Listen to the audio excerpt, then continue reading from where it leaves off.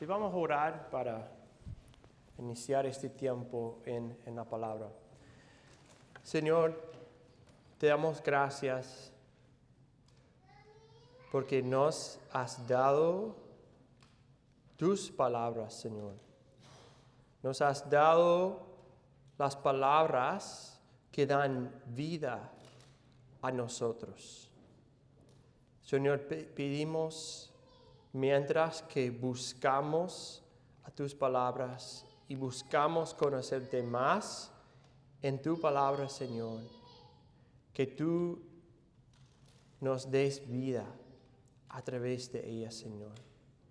Abre nuestras mentes y corazones para entender tu palabra, Señor. Ayúdanos a ser más conscientes de nuestros corazones, Señor. Y ayúdanos a ser transformados a través de tu palabra, a tu imagen, Señor. Y pedimos esto en el nombre de Jesús. Amén. Bueno, hoy nosotros vamos a estar empezando una serie nueva, que hemos estado viendo las marcas de una iglesia saludable, y hoy vamos a empezar un libro nuevo, que es el libro de los Efesios. Entonces, quizás pueden buscar en este momento en sus Biblias el libro de los Efesios. Y yo estoy muy emocionado que vamos a estudiar este libro. Es uno de los libros más favoritos personales de la Biblia.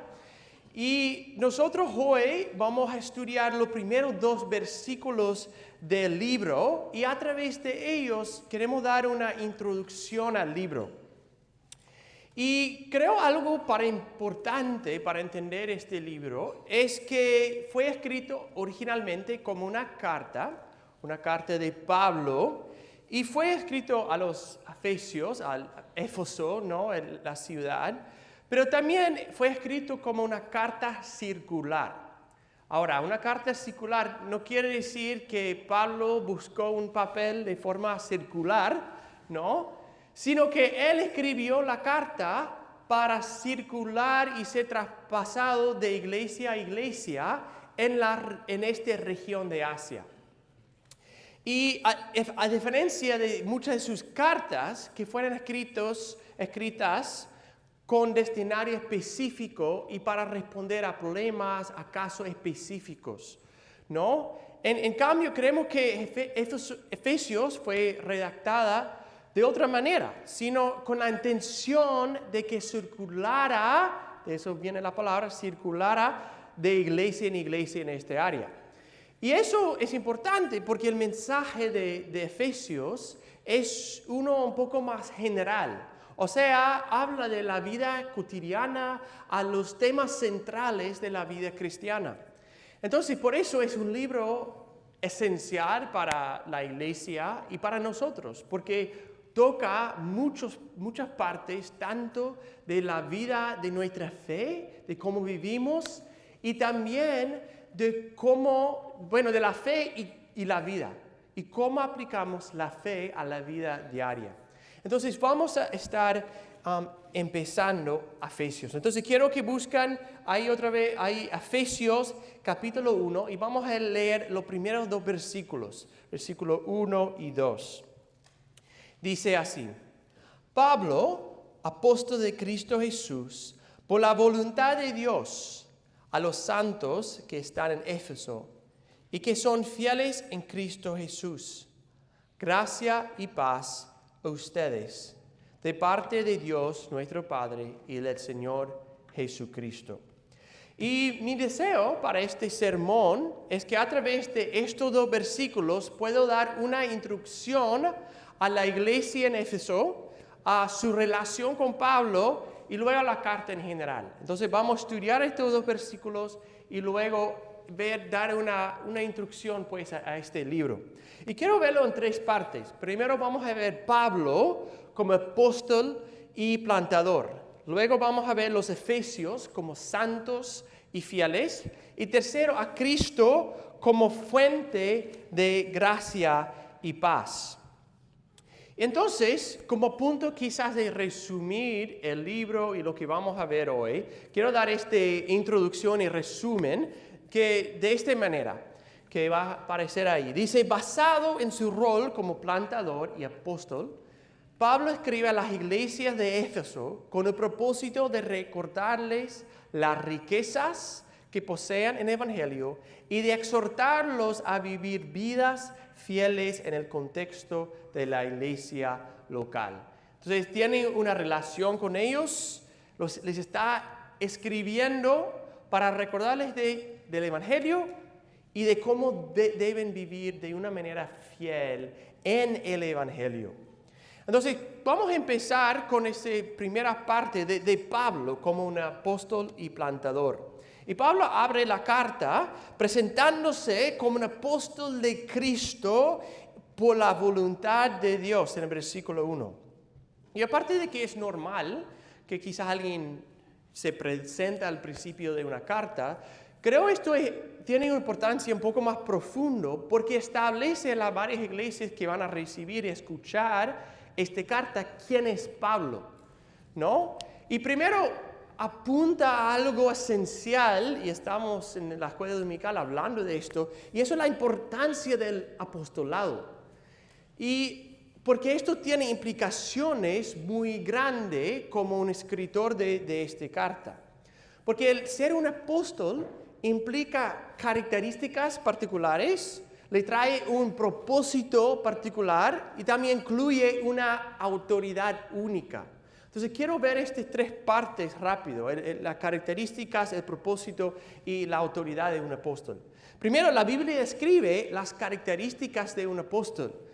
Y hay varios de ellos. Uno, vemos en 1 Corintios 9, son personas que eran testigos de la resurrección de Cristo. Tenían que haber visto a Cristo resucitado. Segundo, esto vemos en 2 Corintios 2, que hacían señales, prodigios y milagros, dice. Y esto eran como marcas de su apostolado. Tercero, eran escogidos y enviados por Jesús. Entonces, si vemos aquí, Pablo lo menciona, apóstol de Cristo Jesús por voluntad de Dios. No es alguien que se hizo apóstol, sino alguien enviado y nombrado por Jesús, ¿no?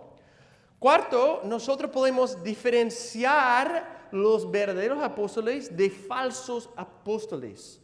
Y esto menciona varias veces a través de 1 y 2 Corintios, que Pablo está hablando de los verdaderos apóstoles y los falsos apóstoles. Y él habla de eso en el capítulo 11, dice, porque los tales son falsos apóstoles, obreros fraudulentos, que se disfracen como apóstoles de Cristo. Entonces, decir soy apóstol tiene implicaciones muy grandes porque requiere ciertas características. Segundo, los apóstoles cumplían un propósito importante. Y esto vamos a ver más adelante en el capítulo 2. Dice de ustedes, el versículo 20, dice, ustedes son de la familia de Dios, como iglesia, y dice, están edificados sobre el fundamento de los apóstoles y profetas, siendo Cristo Jesús mismo la piedra angular. O sea, los apóstoles eran como el fundamento junto con los profetas, encima de que Cristo estableció su iglesia. Y entonces vemos que Dios lo envió a este rol, este propósito que tiene, a un rol único, de ser parte de la fundación, el fundamento de la iglesia. Entonces, eso es su propósito. Tercero, los verdaderos apóstoles traían una autoridad única para llevar a cabo este propósito. Y es muy interesante, hasta Pablo lo reconoce cuando está escribiendo en 1 Corintios, versículo 14, dice, si alguien piensa que es profeta o espiritual, reconozca que lo que les escribo es mandamiento del Señor. O sea, él dice, cuando está escribiendo ese libro, está escribiendo una palabra divina, con autoridad divina. Entonces, es algo que debe ser reconocido. Y por eso es imposible de que hayan verdaderos apóstoles hoy en día. Porque es imposible que hayan escogidos por Jesús, hayan sido escogidos por Jesús y habían visto a Él. También el trabajo de los apóstoles, el propósito, ya terminado, a ese fundamento de la iglesia. El tercero, nadie escribe ni habla con esa autoridad divina. Entonces podemos decir, todos los que se proclaman apóstoles hoy en día son apóstoles falsos, de que nos hablaba Pablo. Entonces Pablo establece al principio de esta carta de que es un apóstol y que ha sido escogido y enviado por Dios con un rol, un propósito y una autoridad importante. Entonces, por partir aquí, dice, mira, tengo esta autoridad de que estoy ejercitando en esta carta. Además, entonces, de su rol como apóstol, es este rol como apóstol que le llevó a conocer y trabajar para establecer las iglesias en Éfeso. O sea, lo conecta también con su rol como plantador antes. Y Pablo llegó a Éfeso en su tercer viaje misionero. Y quiero que buscan conmigo en Hechos 19, porque ahí vamos a ver el principio, la fundación de la iglesia en Éfeso. Entonces, en Hechos 19. Y en ese entonces, Éfeso era una de las ciudades más prósperas y más grandes en el imperio romano. Creen que es la tercera más grande en ese entonces. Era una ciudad en la costa, entonces esto lo hacía un centro de comercio. Entonces había muchas personas pasando, vendiendo, mucha gente llegando y saliendo desde ahí. También era una ciudad entregada a la adoración de ídolos y particularmente una diosa que se llamaba, no sé si se acuerdan, se llamaba Diana, ¿no? Y entonces, y juntos con eso se involucraban en la brujería y superstición. Y es un dato muy interesante que hasta hoy puedes visitar la ciudad de Éfeso. Obviamente no es una ciudad en sí, pero puedes visitar muchos de los lugares hasta mencionados en la Biblia. Ahí está en Turquía ahora. Y entonces sabemos mucho lo que habla la Biblia, también es comprobado con lo que han visto en los estudios arqueológicos y todo en Éfeso. Muy interesante. Es genial, fui allá hace 2 años con mi hermano y es un lugar muy interesante, ¿no? Que entonces lo que vemos aquí todavía existe hoy en día en las ruinas de Éfeso. Bueno, la iglesia de Éfeso entonces empezó con la predicación de Apolos. Y esto vemos en el capítulo anterior, en el capítulo 18, empezando en el 24. Y vemos a Apolos en Éfeso y luego llega Priscila, Aquila y ayudan a él. Ahí empieza la iglesia. Y lo que vemos luego en el capítulo 19, vemos que Pablo llega a Éfeso y se encuentra discípulos de Juan. Es muy interesante.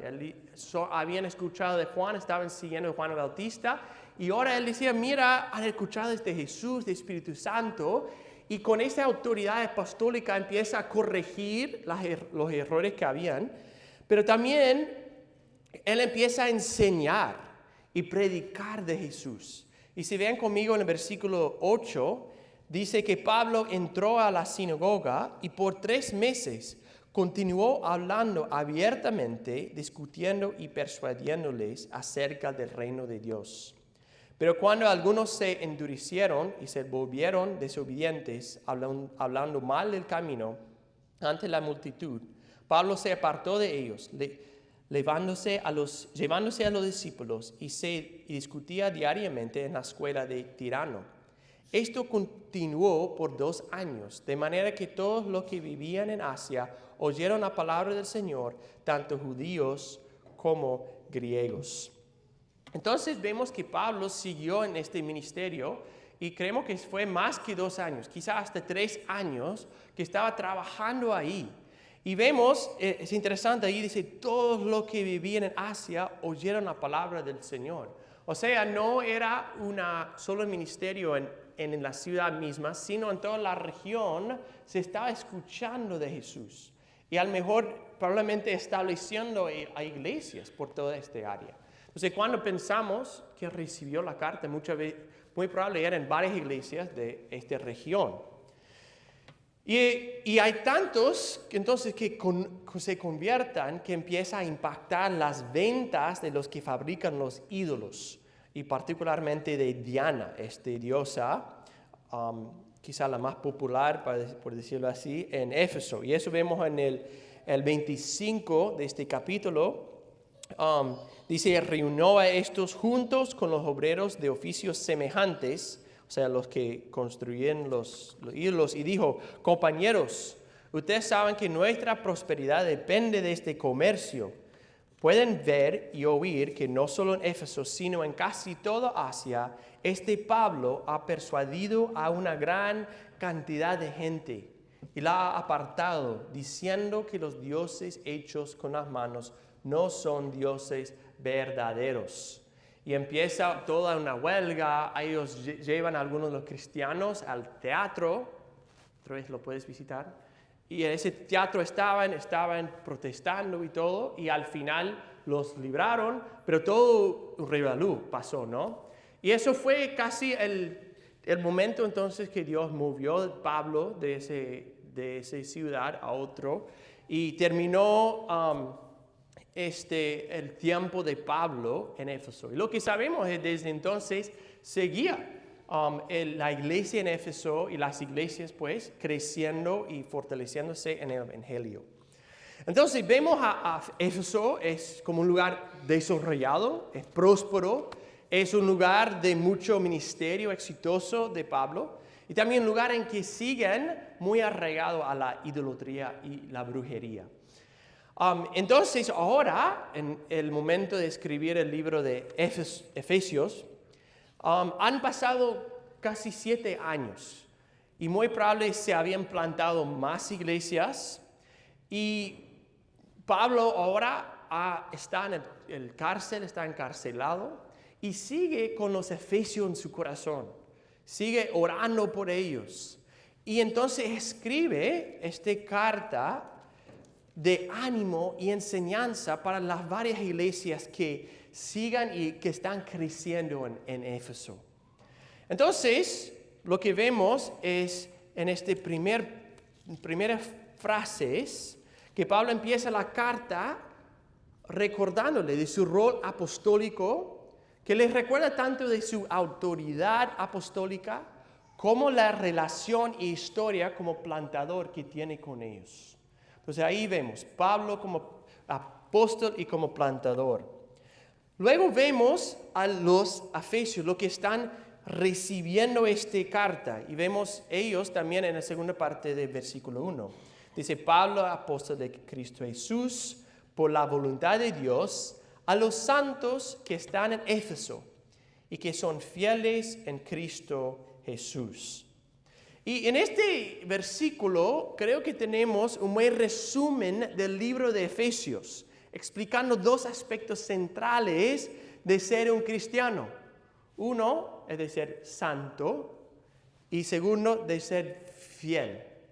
Vemos lo que Dios ha hecho en nosotros, santificarnos, nos está haciendo el llamado a nosotros y vivir vidas fieles. Y entonces lo que vamos a ver en este libro es cómo Pablo va a desarrollar cómo el Evangelio transforma la vida del cristiano. ¿Ok? Habla de que lo que ha hecho Cristo en nosotros primero y cómo eso nos va a llevar a vidas transformadas, que se expresa en muchas maneras y particularmente en el contexto de la iglesia local. En otras palabras, el hecho de estar en Cristo, un enfoque de Pablo, nos conduce a vivir vidas para Cristo, viviendo para Él. De estar en Él nos lleva a vivir para Él. Entonces lo que vemos es que la primera parte del libro, más o menos los primeros 3 capítulos, se enfocan un poco más en lo que tenemos por estar en Cristo, las riquezas del Evangelio, y la segunda parte de cómo vivir para Cristo. Entonces quiero ver cada aspecto de esto juntos y ir un poco por el libro para verlo. Entonces, la primera frase, a los santos que están en Éfeso.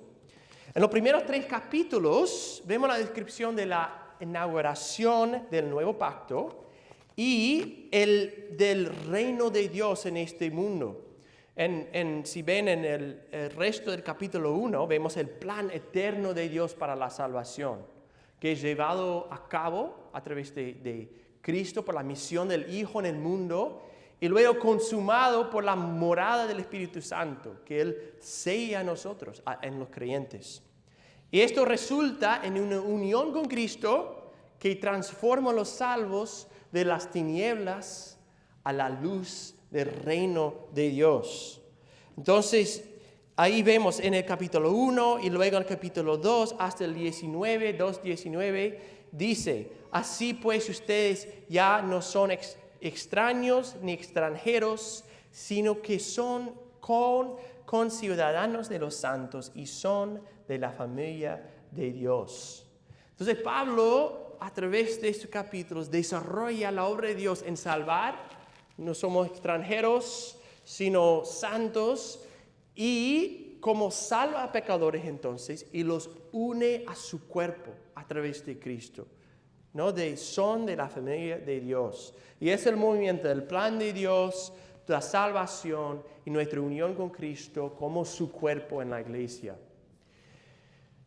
Entonces Pablo escribe en los Efesios como personas que han escuchado y recibido el Evangelio, pero que necesitan profundizar en su entendimiento del Evangelio. Tienen que entenderlo mejor, tienen que profundizar en las verdades, tienen que recordar quién es Dios y qué ha hecho en Cristo.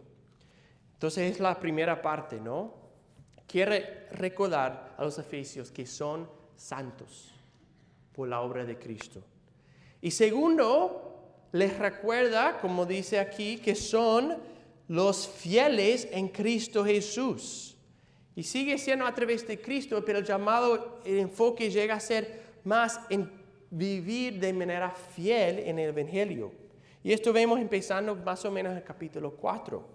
Y ahí parte, si ven el capítulo 4, versículo 1, dice, yo, pues prisionero del Señor, les ruego que ustedes viven de una manera digna de la vocación con que han sido llamados. O sea, el llamado dice, mira, ha pasado, son salvos, ahora tienen que vivir conforme a eso, tienen que vivir como que son partes del reino de Dios.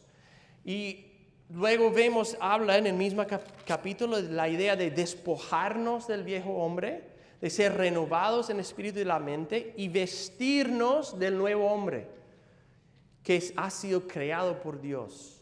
Entonces, hablando de aplicar el Evangelio en nuestras vidas, que cambiamos cómo vivimos. Y para Pablo, la iglesia tiene un lugar central en esta transformación. Y en el mismo capítulo 4, en el versículo 15 dice, más bien, al hablar la verdad en amor, creceremos en todos los aspectos, en aquel que es la cabeza, es decir, Cristo. O sea, ese crecimiento que tenemos que vivir y hacer, tiene que pasar en el contexto de hablando la verdad en amor unos a otros. Entonces, y luego en el resto del libro vemos que sigue con aplicaciones a todos los aspectos de la vida. Y esto incluye el dinero, la boca, el matrimonio, la familia, el trabajo. Como decía al principio, es un libro que presenta y abarca muchos aspectos de la vida. Y termina el libro con el llamado de vestirse con la armadura de Dios. O sea, ponerse la protección que viene en crecer y confiar en el Evangelio. Y luego vemos, entonces, la armadura de Dios es una aplicación en todo lo que desarrolló en los primeros capítulos. Entonces, en este libro vamos a ver a Pablo recordar a los efesios de las verdades del Evangelio y luego llamarlos a vivir en el poder, esperanza y transformación que viene en estar en Cristo. Y esto es porque Pablo reconoce algo importante de la vida cristiana. Y eso es que por no entender las verdades del carácter de Dios, las verdades del Evangelio, a veces no vivimos vidas del Evangelio. Él entiende que hay una conexión entre nuestro entendimiento y confianza en quién es Dios y luego la manera en que vivimos. Y Pablo busca que los efesios logren conectar las vidas, las verdades del Evangelio a sus vidas en el Evangelio. Que los dos se conectan. Y creo esto es importante porque aquí es donde viene mucho del proceso de santificación. Y eso es en vivir una vida que refleja la realidad de lo que creemos, la realidad del Evangelio. Porque muchas veces, para todos nosotros, hay una diferencia entre la teología que confesamos, lo que creemos que es verdadero, y luego la teología vivida, lo que vivimos el día en día. O sea, mi manera de responder, mis maneras de pensar, muchas veces no reflejan lo que yo creo, lo que enseña la Biblia. Y quiero dar algunos ejemplos, pero para que entiendan de qué estoy hablando. Porque creo es una manera de que no siempre pensamos así. Y aquí, entonces, quiero dar dos ejemplos aquí. Primero, quizás eres alguien que tiende a enojarse. Creo que hay muchos, que hay momentos en que nos enojamos. Quizás con amigos, con hijos, con tu pareja quizás. Tiendes a responder con enojo, irritación, usando palabras para atacar o culpar al otro. ¿No? Es común, creo. ¿Y cómo lo explicamos? ¿Qué decimos? Dicen, bueno, no, es que tengo un carácter fuerte, ¿no? Así era mi mamá también, quizás. O digo, tengo altas expectativas para otros.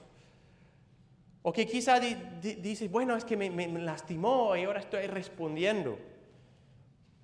Pero quiero que piensas en el enojo, en la irritación, en la frustración, ¿qué es la teología práctica que estás viviendo en ese momento? ¿Cuál perspectiva de Dios, del Evangelio, de ti mismo, estás reflejando con tus respuestas? ¿Acaso no dijo Dios que Él es el juez del mundo, de todos? ¿Y Él es quien va a traer venganza al final? Esas reacciones reflejan una perspectiva de Dios como si fuera un juez injusto. Entonces yo tengo que tomar el control, yo tengo que usurpar su rol y vengarme. Entonces, otra vez, una teología práctica. ¿Qué estás viviendo? Además, indícate que de alguna manera no estoy viviendo ni confiando en el amor de Dios para mí.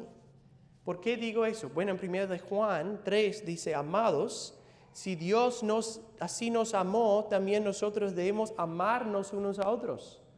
A Dios nunca lo ha visto nadie. Si nos amamos unos a otros, Dios permanece en nosotros y su amor se perfecciona en nosotros. O sea, si nos estamos enojando y no estamos amando, quiere decir que de alguna manera no entiendes el amor de Dios para ti. Que el amor de Dios no se ha perfeccionado en ti.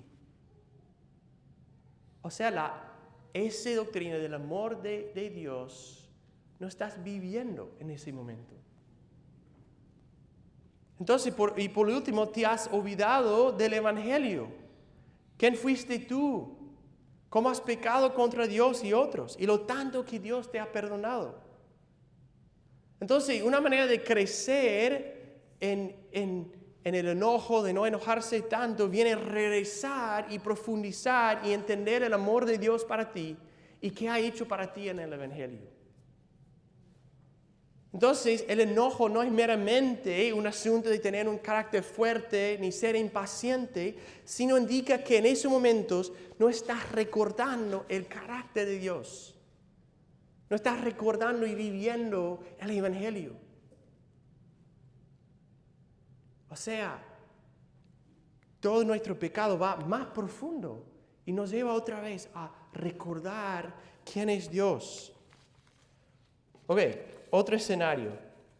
¿Cómo respondas al estrés o al cansancio? Después de un día largo, una semana larga, ¿qué haces? ¿Qué buscas? Quizás vas al celular o las redes sociales. Quizás vas a ver programas en la televisión. Quizás buscas una comida favorita, ¿no? Me encanta el helado, quizás, o los tacos, ¿no? Ahora, todas estas cosas son dones de Dios para disfrutar. No son malos en sí mismos. Pueden ser maneras apropiadas de descansar, ¿no? Pero es muy fácil que empezamos a buscar nuestro alivio, nuestra esperanza, nuestro descanso en los dones de Dios en vez de en Dios mismo. Y podemos saber eso cuando los usamos sin dominio propio. Y cuando descuidamos, o quizás cuando descuidamos otras responsabilidades, o perdiendo tiempo que debemos invertir en otras cosas. Podemos decir, wow, esto está saliendo de control. No estoy haciéndolo para la gloria de Dios. Porque detrás de eso hay una teología práctica, una teología vivida errónea. Que hemos empezado a ver el don al don en vez del dador. Nos hemos olvidado lo que dice en Efesios 1, el siguiente versículo. Ahí en el capítulo 1 dice, el versículo 3 dice, bendito sea el Dios y Padre nuestro Señor Jesucristo, que nos ha bendecido con toda bendición espiritual en los lugares celestiales en Cristo.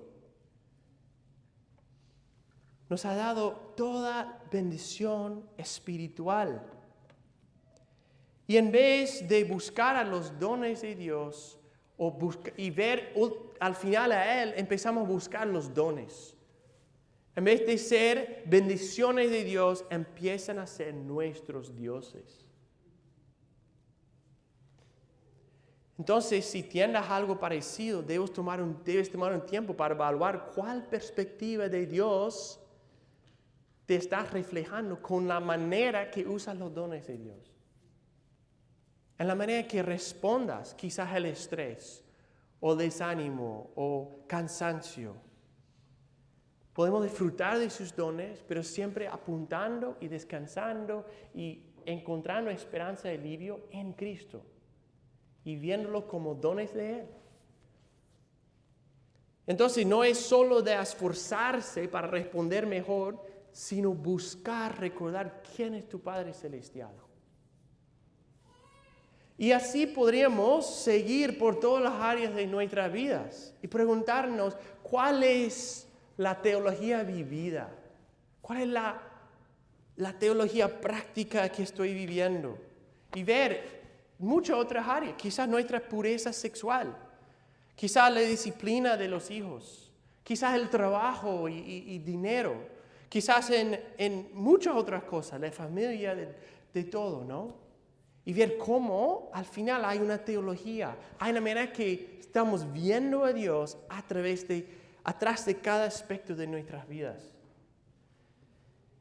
Entonces, así que vemos que mucho de nuestro crecimiento como cristianos viene en simplemente regresar a los temas más esenciales del Evangelio, de quién es Dios, de su cuidado, buscando cada vez más vivir en luz de la verdad, de una manera práctica, vivida.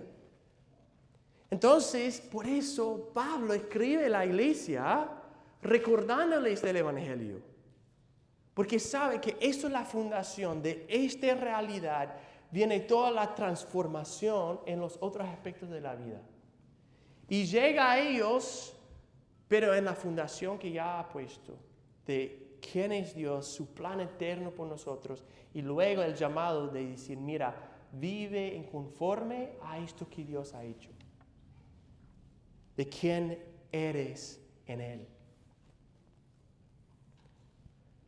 Entonces, eso es el llamado de Pablo aquí para nosotros. Y Pablo sigue en el versículo 2 de esta manera. Dice, gracia y paz a ustedes, de parte de Dios nuestro Padre y del Señor Jesucristo.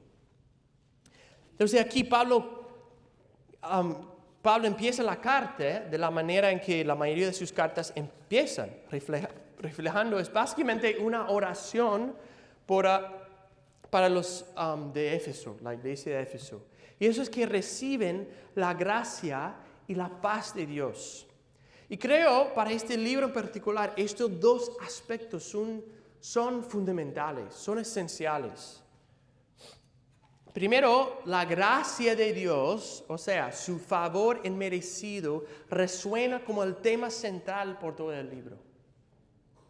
La expresión más clara es en la reconciliación con Dios en la salvación. Esto vemos en capítulo 2, versículos 7 y 8.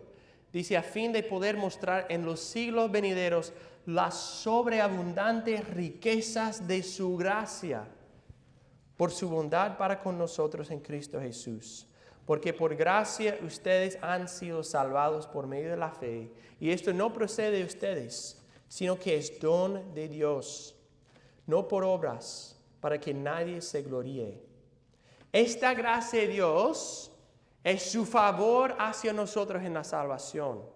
Nosotros no merecemos que el Hijo de Dios se hiciera hombre, que viviera una vida perfecta, que muriera en una cruz y que resucitara para nuestros pecados. Y la gracia, lo que he mencionado aquí, es lo que nos invita ahora y a todos a responder a Él. A responder en reconocer su pecado, en arrepentir de Él y poner tu confianza en Él como la única esperanza. Eso es la gracia de Dios para nosotros. Y esta gracia además obra en nosotros como una iglesia, ahora unidos en una iglesia. En el 4:7 dice, pero a cada uno de nosotros se nos ha concedido la gracia conforme a la medida del don de Cristo. Y sigue y habla de los dones que nos ha dado. Y luego nos exhorta a extender y esparcir esta gracia por nuestras palabras. Otra página, el 5:29, habla de eso, porque nadie aborreció jamás su propio cuerpo, sino que lo sustenta y lo cuida así como también Cristo a su iglesia. Perdón, ese no fue. El 4:29 dice, no salga de la boca de ustedes ninguna palabra mala, sino solo la que sea buena para edificación, según la necesidad del momento, para que imparta gracia a los que escuchan. ¿No? Que nosotros recibimos la gracia de Dios en la salvación y luego lo extendemos a otros en nuestras palabras. Y luego termina el libro en el último versículo, el 6:24, dice, la gracia sea con todos los que aman a nuestro Señor Jesucristo con amor incorruptible. O sea, la oración de Pablo es que experimentan la gracia de Dios y luego la extiendan a los demás. Y eso otra vez, está orando para una teología aplicada de la gracia, que entienden su gracia, que lo reciben si no son salvos y luego que lo extiendan a los demás. Y luego Pablo conecta la gracia con la paz, porque la gracia de Dios es lo que luego trae paz a nosotros. Y esto vemos en el capítulo 1, el 7 y 8, dice, en Él tenemos redención mediante su sangre, el perdón de nuestros pecados según las riquezas de su gracia que ha hecho abundar para nosotros. O sea, el perdón de Dios conectado a las riquezas de la gracia de Dios. Tenemos reconciliación con Él. O sea, tenemos paz con Dios. Y esa paz con Dios nos lleva a paz con otros. Eso vemos más adelante, el 4, 2 y 3 dice que viven con toda humildad y mansedumbre, con paciencia, soportándose unos a otros en amor, esforzándose por preservar la unidad del Espíritu en el vínculo de la paz. Entonces, paz con Dios, paz con otros. ¿Y de dónde viene? Bueno, lo dice aquí, gracia y paz a ustedes, de parte de Dios nuestro Padre y del Señor Jesucristo. Y esto enfatiza algo que va a ser un tema central del libro. Y eso es que primero la salvación, la noticia de gracia y paz al mundo, es una obra de la Trinidad. El Padre, Hijo, Espíritu Santo, todos están involucrados. Pero además, Cristo tiene un lugar central, como quien murió, resucitó y ahora ascendió a la diestra del Padre, coronado con el poder y autoridad. Entonces podemos recibir gracia y vivir en paz, como dice aquí, por la obra de Cristo en la cruz por nosotros.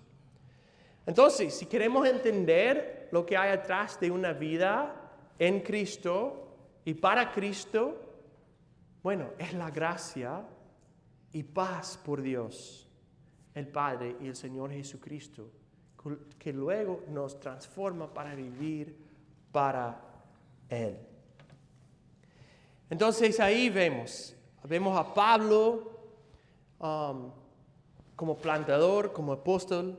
Vemos a los efesios, los santos y los fieles, y ahora ha llamado a nosotros a vivir vidas santas y fieles. Y luego la paz y gracia de Dios como la fundación, lo que transforma a nosotros. Y quiero animarte a preparar para este estudio de Efesios de dos maneras.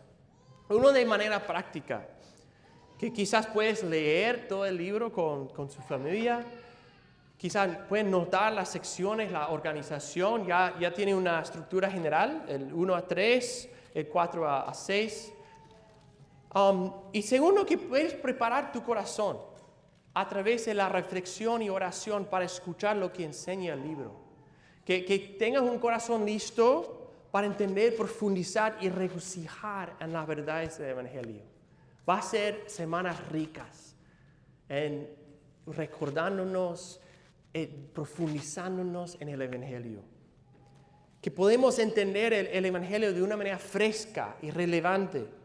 Y que este nuevo entendimiento del Evangelio nos lleve a vivir vidas que son más fieles a Dios y vidas que son más unidos a la iglesia. Entonces nuestra oración para este libro, creo es lo que ora Pablo para los Efesios en el capítulo 1, y si pueden ver conmigo, el capítulo 1, el versículo 17 a 19, que dice así: Pido que el Dios de nuestro Señor Jesucristo, el Padre de gloria, les dé espíritu de sabiduría y de revelación en un mejor conocimiento de Él. Mi oración es que los ojos de su corazón les sean iluminados, para que sepan cuál es la esperanza de su llamamiento, cuáles son las riquezas de la gloria de su herencia en los santos, y cuál es la extraordinaria grandeza de su poder para que con nosotros los que creemos, conforme a la eficacia de la fuerza de su poder. Vamos a orar.